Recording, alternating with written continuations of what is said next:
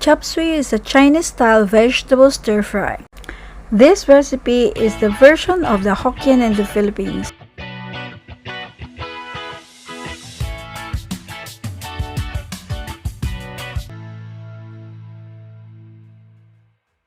Other overseas Chinese have their own version of this dish, and this is ours.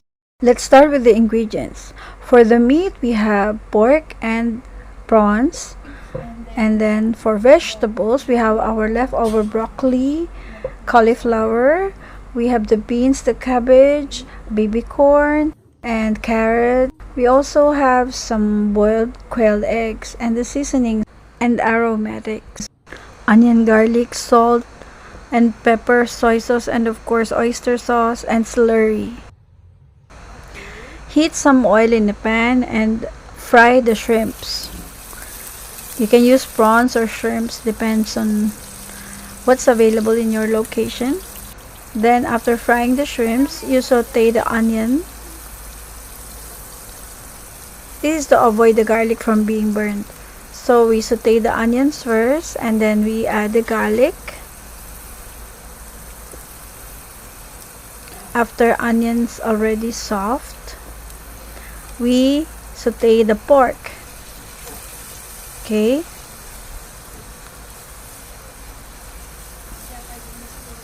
Stir and cook the pork until it's no longer pink. When pork is no longer pink in color, you can now add the soy sauce. Stir fry in high heat. It is ideal to use a wok for this, but I find that my wok is too big, so I'm using this pan. Okay, we add the carrots first because carrots is the longest to cook. Okay, I prefer this lighting. I think this one is better. While you're stirring your carrots and your pork, you can start adding the harder vegetables. Alright, the cauliflower. These are the veggies that cook longest. So we add them first. Add some water to prevent from drying up.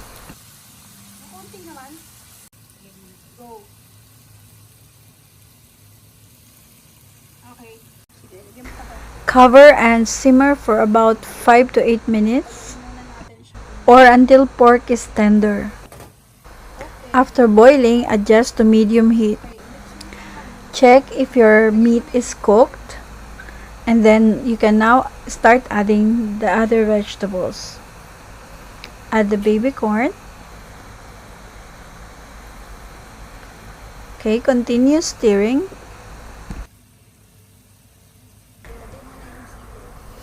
Start adding the remaining vegetables in no particular order, but do not include the cabbage.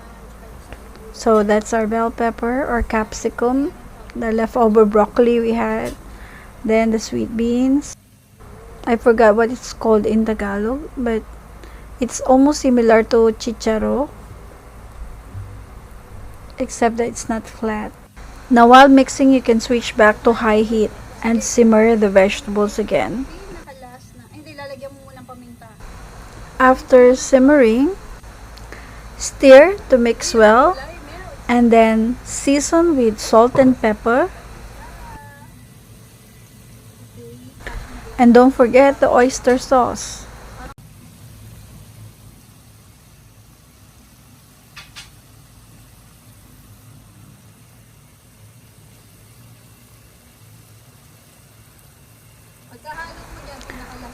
Mix gently to avoid mashing the vegetables.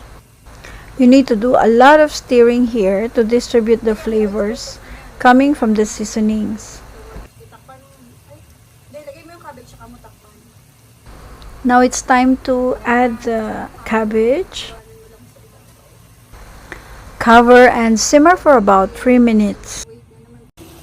It is now time to add the slurry to thicken the soup.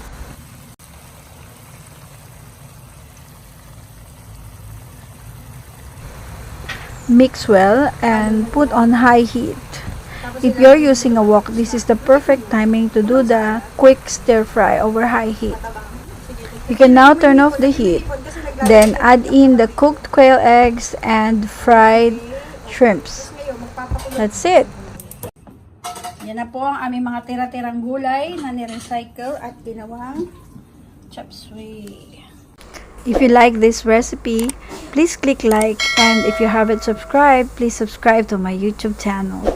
Thank you for watching.